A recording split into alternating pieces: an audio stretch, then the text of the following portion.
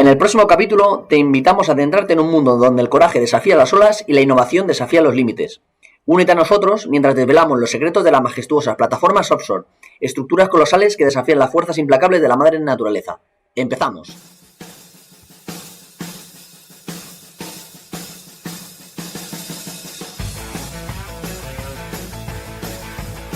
Bienvenidos y bienvenidas al podcast Hablando de Estructuras, un programa educativo sobre los fundamentos, avances y desafíos en el campo de la ingeniería estructural. Con vosotros, el encargado de guiarnos en este apasionante viaje de conocimiento, Arturo Silva.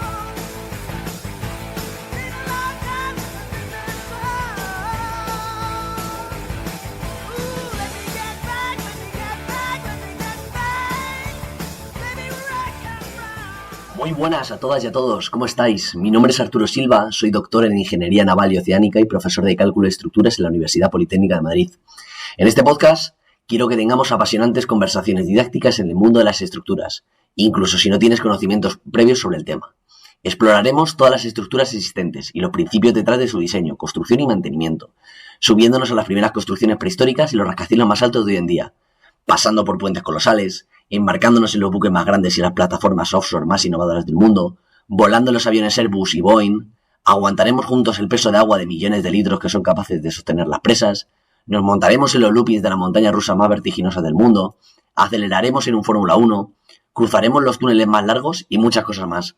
Todo ello acompañado por expertos y expertas que compartirán sus conocimientos y experiencias. Quédate con nosotros que empezamos ya.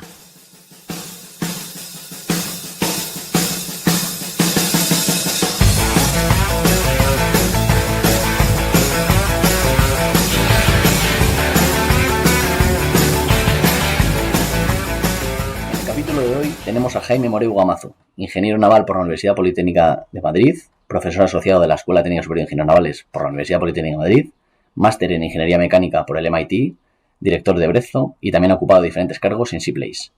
Todo un lujo y un placer tener hoy con nosotros a Jaime. Buenas tardes, Jaime. Buenas tardes, Arturo. ¿Qué tal todo? Pues muy bien. Bueno, en el capítulo de hoy quiero que hablemos sobre un tipo de estructura que es muy característica de la ingeniería naval, que son las plataformas offshore. Entonces, vamos a intentar ir viendo los diferentes tipos de plataformas que hay, en qué se diferencian unas de otras y ver un poco, de alguna manera cómo, qué ventajas y desventajas tienen unas frente a otras. Entonces, ¿cómo podríamos definir lo que es una plataforma offshore? Una plataforma offshore es un dispositivo que está diseñado para estar de manera permanente en la mar. Quizás hay una frontera, ¿no? Cuando simplemente lo defines así, dices, un barco es una plataforma offshore. Dices, ¿un barco vuelve a puerto alguna vez en su vida? Sí, no lo es. Una granja, una batea, ¿no? Una batea en una ría es una plataforma offshore. Normalmente no, porque no se considera que esté suficientemente expuesta. Hay un momento en el cual sales de las zonas abrigadas, te expones de verdad al oleaje y en el momento en el que de verdad estás notando las olas, ya yo creo que podemos estar hablando de que esa plataforma es offshore. Uh-huh. ¿Cuántos tipos de plataformas offshore y en qué se diferencian unas de otras? Así, a modo de introducción. Hay dos tipos principales, fijas y flotantes. Entonces, la diferencia al final es, en una estructura fija, lo que tenemos es un sólido estructural que, por supuesto, tiene una parte que está por fuera del agua y luego ese sólido estructural lo une hasta el fondo marino, ¿no? Y teniendo un tipo de anclaje u otro, pero digamos que toda esa estructura tiene una consideración de un único componente, ¿no? Podríamos decir. En una flotante, en cambio, tenemos un sólido estructural soportado por unas líneas de fondeo. ¿Qué factores determinan la elección de una u otra plataforma? ¿Cómo podríamos decir, para este caso elijo una flotante, para esta elijo una fija? El factor principal al final es, por así, en resumidas cuentas, las flotantes normalmente son más caras que las fijas. Uh-huh. Y son más caras porque para conseguir esa estabilidad necesitas más volumen y al necesitar más volumen normalmente estás hablando de una estructura que tiene un coste asociado mayor. ¿Por qué de repente hay proyectos donde se va una estructura flotante?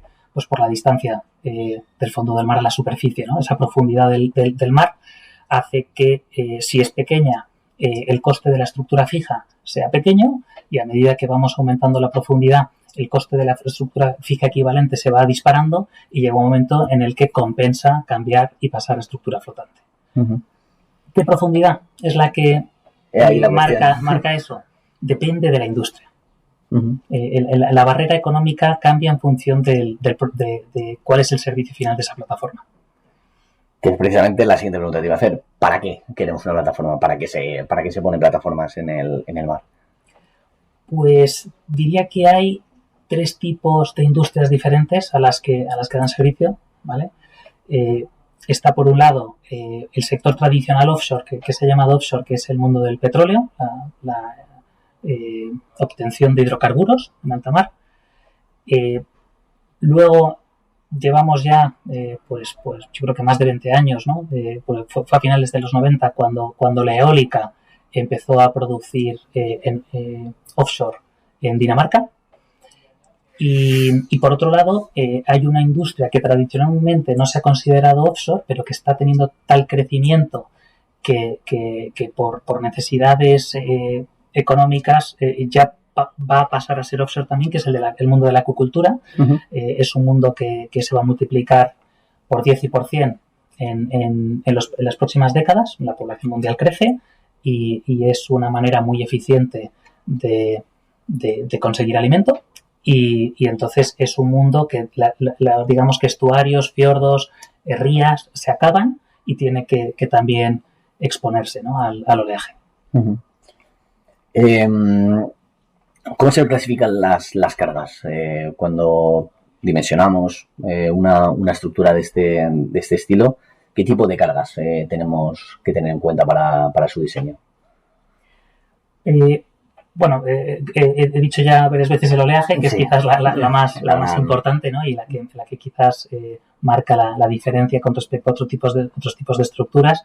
Por supuesto, las cargas del viento también hay que considerarlas, especialmente en eólica, donde pasan a ser mucho más relevantes que tanto en la acuicultura como en el mundo del petróleo. Y por otro lado están las corrientes marinas, que también tienen su relevancia. Y por supuesto en las estructuras fijas y en el análisis también de los sistemas de anclaje, las cargas sísmicas son las otras que pueden marcar la diferencia, ¿no? Uh-huh. Antes has hablado de un tipo de plataformas que son las fijas. Claro, hemos venido hablando en capítulos anteriores que, los distintos tipos de puentes y pues hemos hablado también con gente que nos ha estado hablando de las cimentaciones de los edificios y de los grandes rascacielos. Aquí cuando va apoyada sobre el lecho marino, tenemos la dificultad además añadida de todo el agua esa que tenemos ahí. ¿Cómo se diseña cómo se apoya en el fondo marino? ¿Para una estructura fija? Para una estructura fija.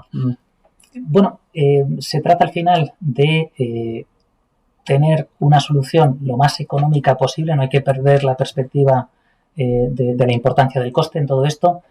Como ingenieros tenemos la obligación no solo de saber de técnica, sino de la repercusión en coste que eso tiene. Y entonces dices, bueno, pues oye, al final necesito la estructura más barata posible que cumpla la función que busca esta plataforma y que esté, por supuesto, bien unida al fondo, ¿no? Bien cimentada. Para ello, al final, yo creo que hay una analogía muy buena con lo que ha pasado en el mundo de la eólica fija, uh-huh, donde había varios diseños durante la década de los 2000. No quedaba claro cuál era la que se iba a imponer en el mercado. Quizás sí que destacaban, por supuesto, las estructuras que llamamos tipo jacket, que son celosías, uh-huh, de acero, que unen, en este caso, la torre de la turbina con el fondo, y destacaban, por otro lado, las estructuras que llamamos tipo monopilote, que no es más que un cilindro muy similar al de la propia torre eólica, uh-huh, que continúa y que es pilotado, ¿no? sobre el lecho marino. Y no quedaba claro cuál se iba a imponer. La realidad es que la jacket es una estructura más ligera al ser celosía y tiene, uh-huh, mi parte un poco con la ventaja de que si la masa es precio, entonces sería más barata, pero la realidad es que tiene una complejidad de fabricación asociada mucho mayor y yo creo que el gran ganador de esta carrera de industrialización que ha habido es el monopilote. Pues que entonces la solución, ¿no? Un poco en respondiendo a tu pregunta, ¿cómo lo hacemos? Con cilindros de acero, ¿no? Sí. Luego, claro, estamos hablando todo el rato de plataformas. ¿Qué tipo de materiales utilizamos para poder diseñar esas plataformas? Hay, principalmente en el mundo offshore, hay dos materiales principales estructurales, que son el acero y el hormigón. Estaba ahora poniendo los ejemplos de las jackets y de los monopilotes, que son estructuras de acero.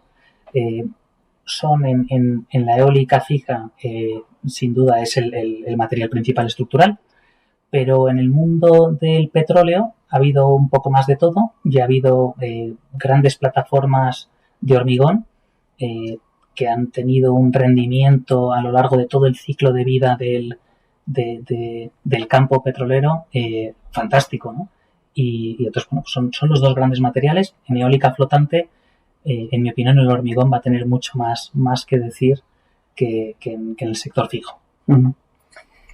Y estamos hablando todo el rato de las plataformas flotantes y las plataformas fijas. Las plataformas fijas, hemos dicho cómo son apoyadas o son fijadas en el lecho marino, mientras que las plataformas flotantes tienen otra forma de ser fijadas también en el lecho marino.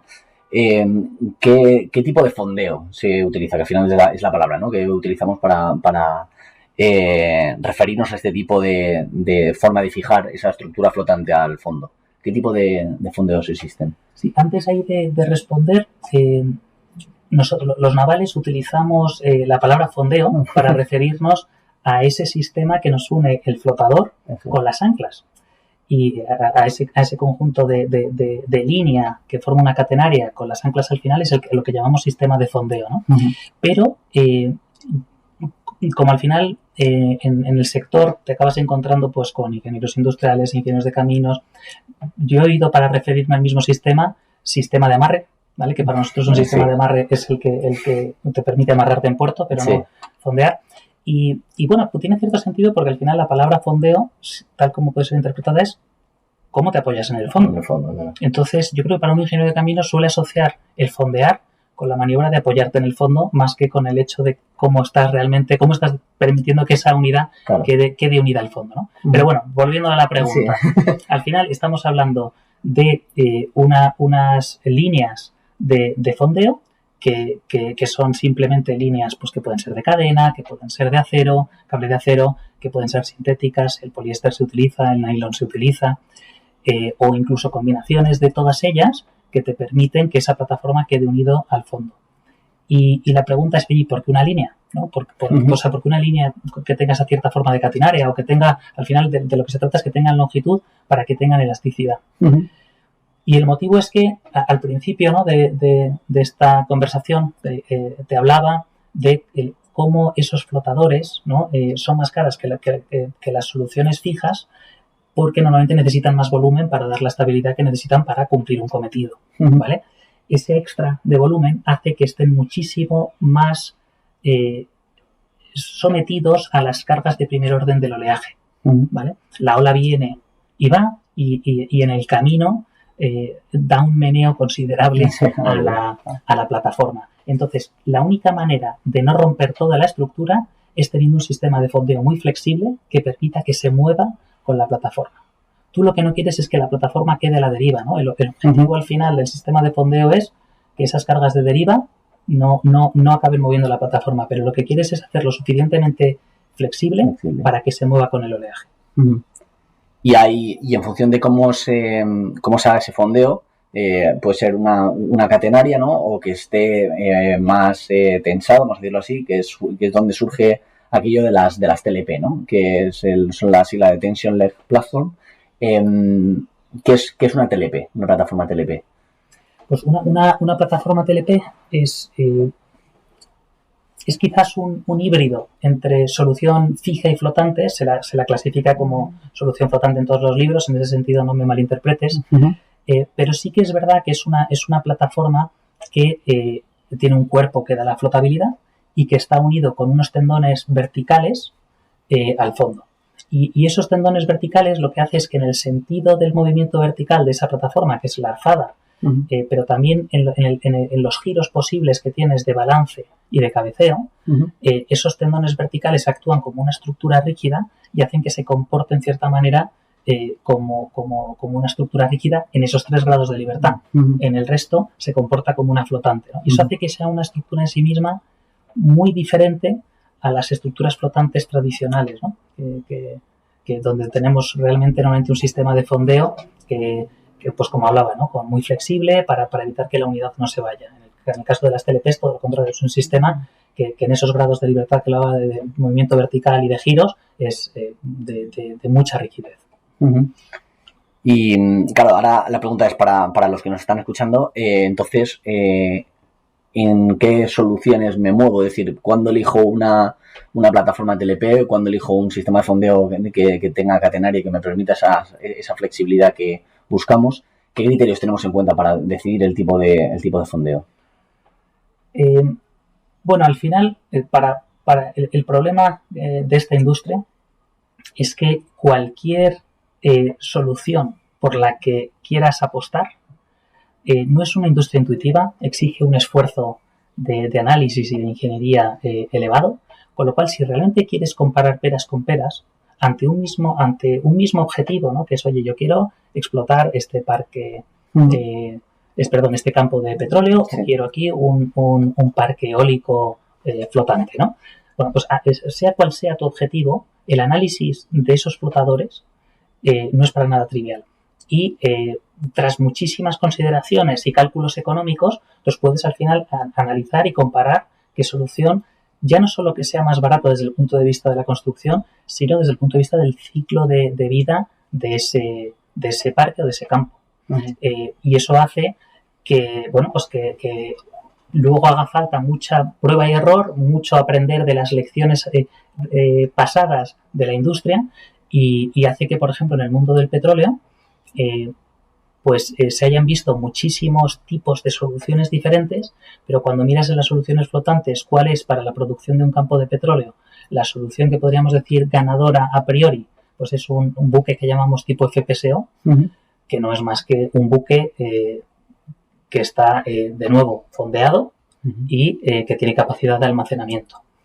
Y de cada 20 análisis que se puedan hacer para ver qué solución en el desarrollo de un campo de petróleo puede interesar más, pues lo normal es que en 18 veces acabe imponiéndose el FPSO, porque la experiencia está ahí y las cosas son como son por algún motivo, ¿no? Pero no es más que a base de prueba y error y de entender dónde se te van los costes en cada caso y de entender, pues eso, la letra pequeña, ¿no?, de cada producto.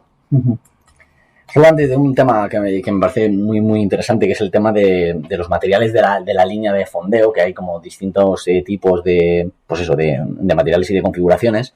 Esa elección también, de nuevo, evidentemente depende de muchísimos factores, pero digamos que a lo mejor el elemento diferenciador es la profundidad, ¿no?, a la que va a trabajar esa línea de fondeo. Hay materiales que son preferibles o hay combinaciones, ¿no?, que nos dan esa solución de flexibilidad frente a profundidad, ¿no? Sí. Quizás hay una...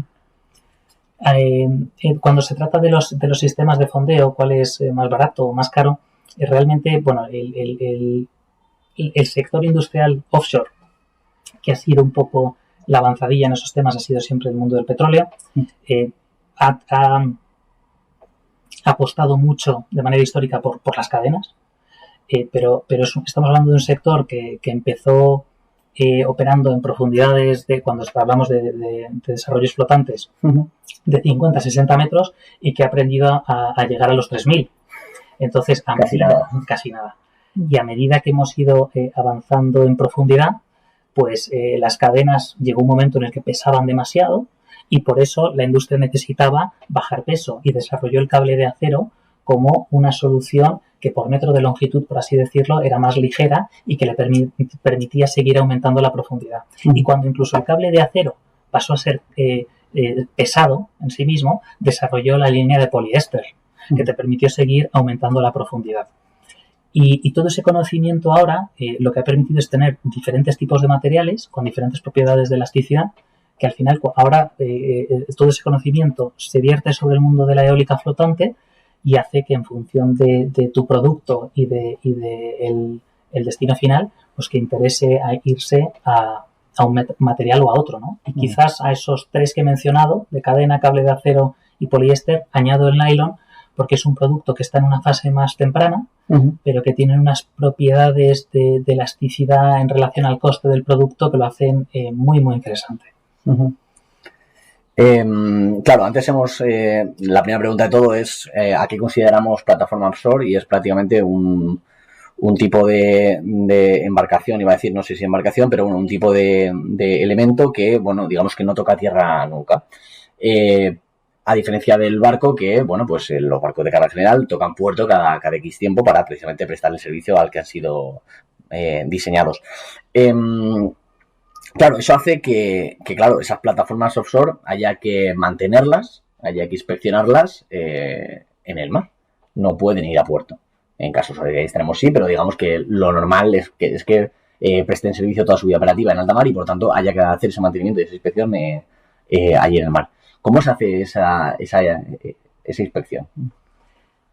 Hay diferentes métodos en función del objetivo, ¿no? de esa inspección u operación de mantenimiento, y entonces eso hace que al final haya desde barquitos muy pequeños, quizás el más pequeño que pueda utilizar la industria para operaciones de inspección es lo que llamamos un daughtercraft, que son las lanchas que suelen ir a bordo de los barcos de servicio del mundo de la eólica offshore, ¿vale?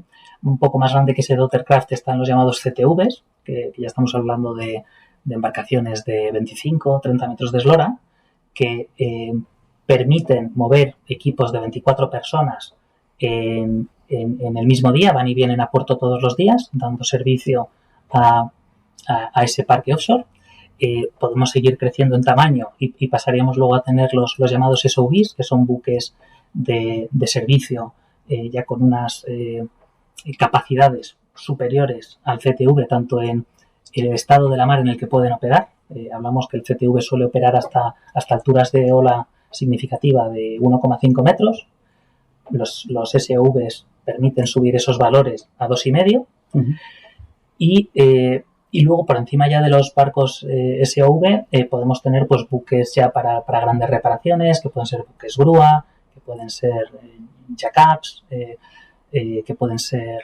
Bueno, hablamos ya de más buques con unas capacidades tecnológicas impresionantes, con capacidades de posicionamiento dinámico, etcétera, etcétera. Y te puedes imaginar que el coste, a medida que ha ido avanzando de barcos, ¿no?, de menor a mayor tamaño, no es que se vaya duplicando, ¿no?, sino que se va multiplicando por 10 en cada salto. Has hablado ahora mismo, estoy aquí apuntándolo para que no se me olvide, de un tema que, claro, evidentemente hemos estado hablando de cómo manteníamos en el sitio o en la ubicación esa plataforma, y entonces acabas de hablar de un tema que me parece súper interesante, que es el posicionamiento dinámico, que es otra forma de mantener la plataforma en la ubicación para la que ha sido proyectada, pero en este caso lo que pasa es que no tenemos ningún elemento que nos una al fondo. ¿Cómo es ese posicionamiento dinámico? ¿Qué es el posicionamiento dinámico? El posicionamiento dinámico es, al final, lo que es un sistema que lo que busca es garantizar la posición de ese buque respecto a su entorno. Entonces, su entorno puede ser a veces un pozo de petróleo que está sobre el fondo del mar. Su entorno puede ser una plataforma fija, puede ser una plataforma flotante, y al final lo que tienes es un barco que tiene su sistema propulsivo, un conjunto de hélices que tienen que ser capaces de mantener una cierta distancia relativa con respecto a su objetivo. Y no olvidemos, como antes decía, que están el oleaje de primer orden, que son esas olas que te llevan en una dirección y en otra, y que diseñar los propulsores para ser capaces de oponerse a esas fuerzas sería del todo ineconómico. Entonces, de lo que se trata es de tener sistemas que sean capaces de filtrar ese oleaje para que, pasada esa ola, tú estés donde tienes que estar.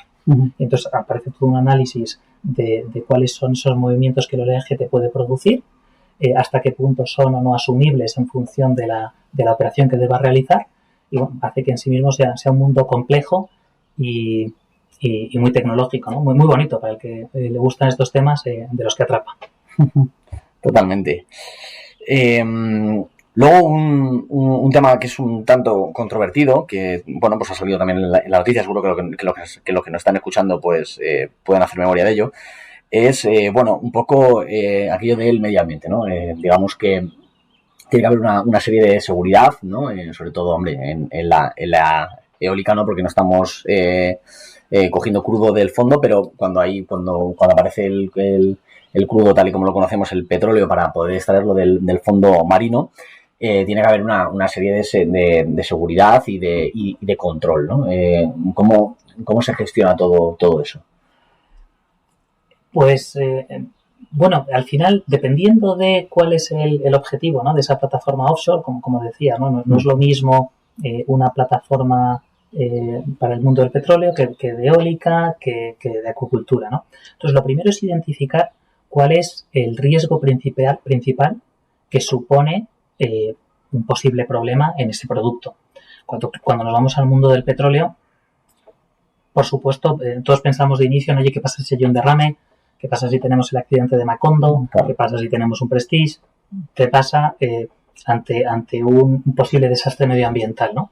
Pero no hay que olvidar que también son plataformas, las del mundo del petróleo, que están tripuladas, que tienen gente viviendo y trabajando en ellas. Con lo cual, el riesgo de pérdida de vidas humanas, en mi opinión, es, bueno, por supuesto, por delante, ¿no?, que el de un posible desastre medioambiental. Pero los dos son de una importancia ante un posible suceso donde ocurran, pues terrible, ¿no? Y eso hace que las medidas de seguridad necesarias para reducir esos riesgos, pues son muy, muy relevantes. El mundo de la eólica es muy diferente. Estamos hablando de plataformas que no tienen riesgo de vertido asociado y que no están tripuladas, ¿vale? Por supuesto, el día que hay una inspección, sí, hay gente que tiene que acceder, pero están diseñadas para no tener gente a bordo. Con lo cual, ante un posible accidente, pierdes, por supuesto, el riesgo de que esa plataforma acabe en el fondo del mar. Eso tiene unas consecuencias medioambientales que hay que analizar y que hay que resolver. Te puedes imaginar que comparativamente hablando con el mundo del petróleo, vamos, no hay... es que no tiene punto de comparación, vamos. Y luego, bueno, evidentemente tenemos, ya hemos hablado de ellas, de los tipos de carga, las olas, las corrientes, el viento, bueno, posibles acciones sísmicas que puedan hacer bueno, pues un poco de tener en cuenta esa carga para su diseño. Y yo creo que la carga por excelencia es las olas, ¿no? Al final es el elemento diferenciador con otras industrias y es al que tenemos que hacer frente. Entonces has hablado de las de primer y segundo orden y bueno, me gustaría que habláramos sin entrar en la fórmula en sí, pero es una ecuación que es interesante para los que nos están escuchando y les animo a que lo busquen, que es la famosa ecuación de Morrison, ¿no? Esa ecuación para determinar la fuerza del oleaje sobre mi estructura. ¿Cómo podríamos explicar resumidamente cómo es o qué trata de explicar la ecuación de Morrison? Antes de responderte, te cuento una anécdota. Por favor. Porque bueno, no lo sabía, pero cuando estuve viviendo en Boston, nos contó el profesor que nos explicaba la ecuación de Morrison, que Morrison fue un estudiante, creo recordar, que de Berkeley, en California, que desarrolló la ecuación en base a unas ideas que él o su tutor, o juntos o por separado, habían intuido, ¿vale? Y que después de esa tesis, por lo visto, Morrison saltó al negocio familiar, que era una inmobiliaria o no sé qué, y luego nunca se volvió a dedicar a eso. Y dices, ¿cómo puede ser que una ecuación con la relevancia que tiene sea una persona que luego no se dedica al sector? ¿Qué cambio? Sí, ley de Murphy. Ya la ves con otros ojos. Sí.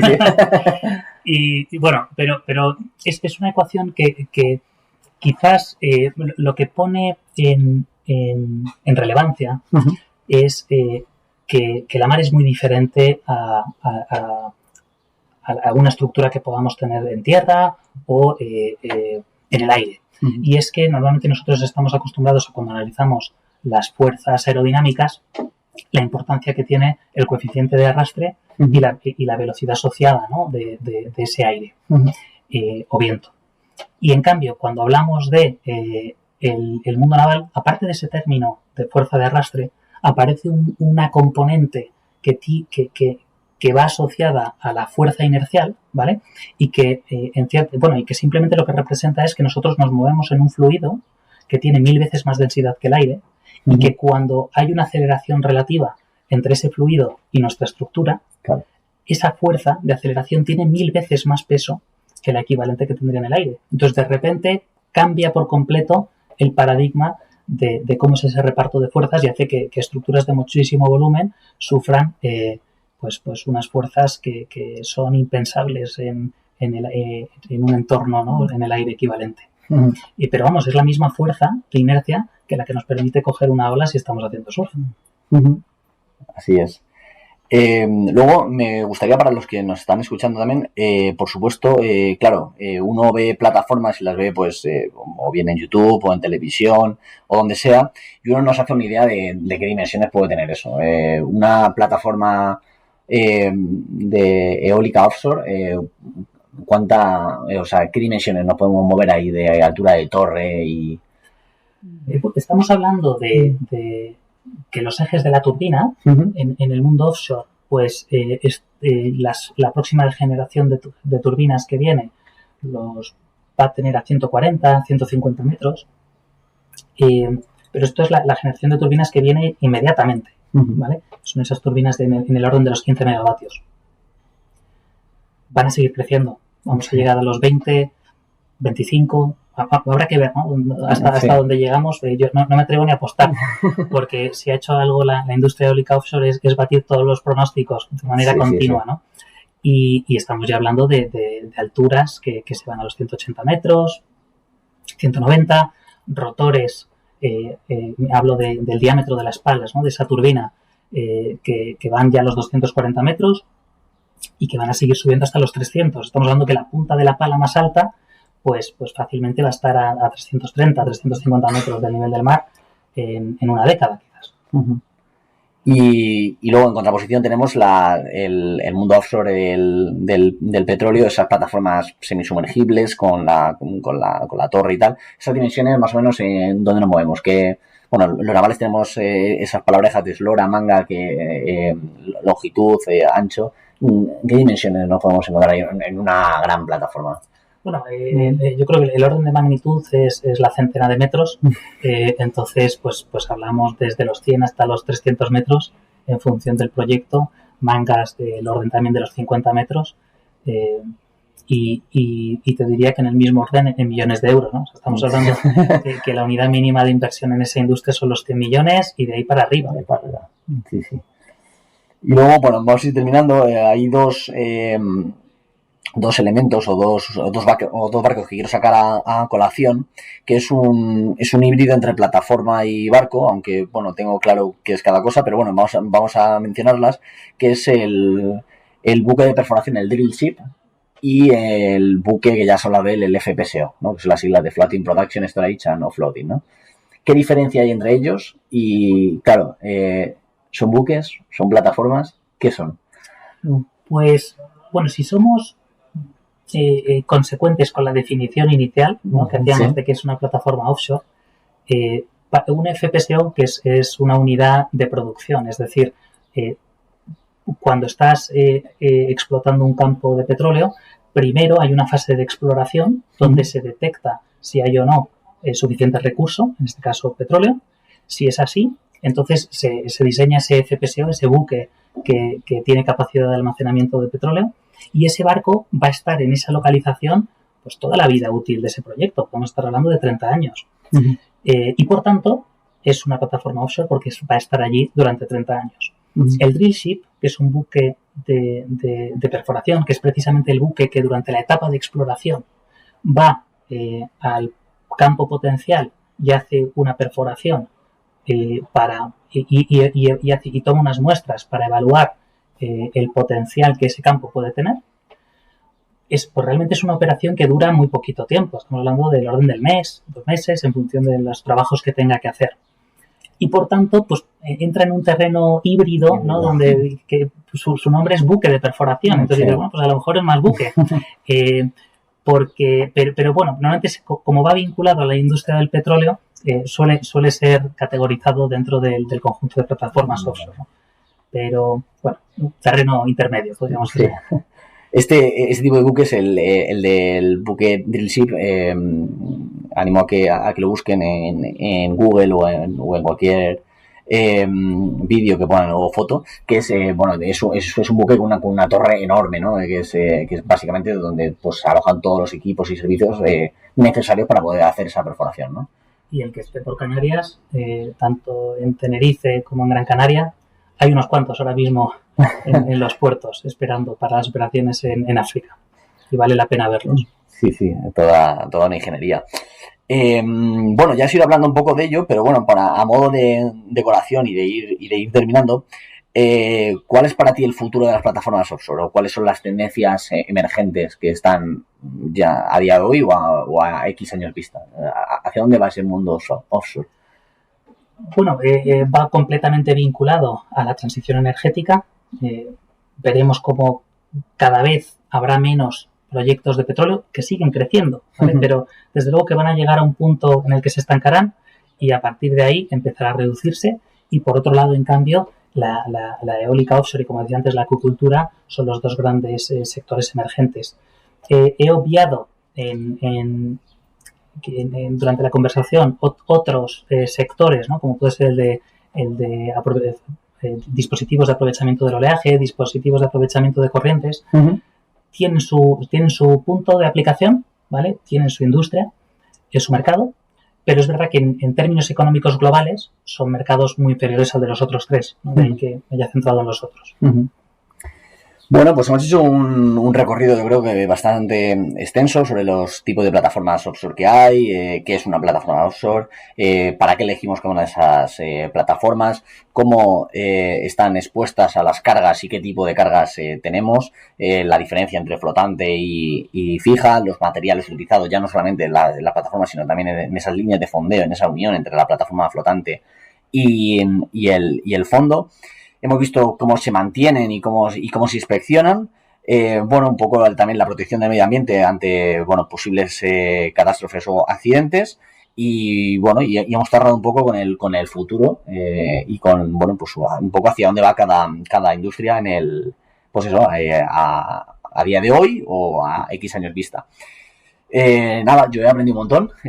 Muchas gracias, Jaime, por tu tiempo. No sé si quieres comentar algo más.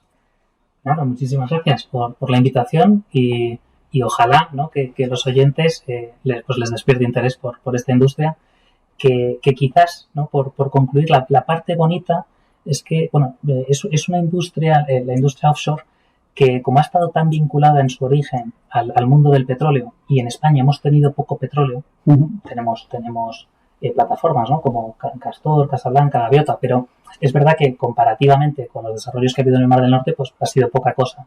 Pero en cambio tenemos un potencial para la eólica flotante increíble. Y es un sector que va a tener un crecimiento en España sensacional. Pues, animo a la gente a que le pueda llamar la atención esta industria a que se apunte a ella, desde luego. Muy bien, pues muchísimas gracias, Jaime. A ti.